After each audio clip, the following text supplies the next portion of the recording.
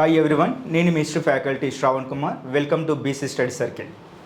ఒకసారి ఇక్కడ క్వశ్చన్స్ కనుక చూసినట్టయితే, శాతవాహనుల కాలంలో కవులు, స్వదేశీ కవులు ఏ రచనలు చేశారో ఒకసారి చూద్దాం.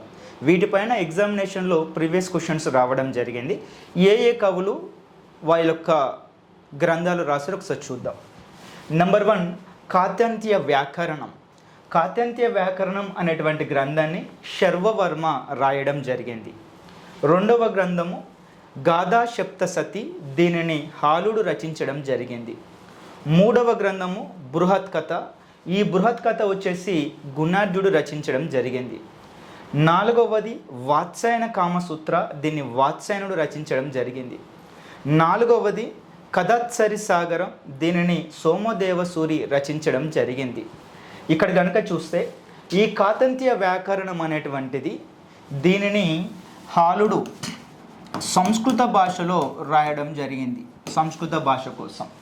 గాథా సప్తశతి అనేటువంటిది దీనుడు హాలుడు ప్రాకృత భాషలో రాయడం జరిగింది. గుణాఢ్యుడు అనేటువంటి వ్యక్తి దీనిని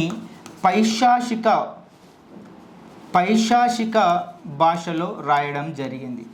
నెక్స్ట్ వాత్సాయనుడు దీనిని సంస్కృత భాషలో రాయడం జరిగినది.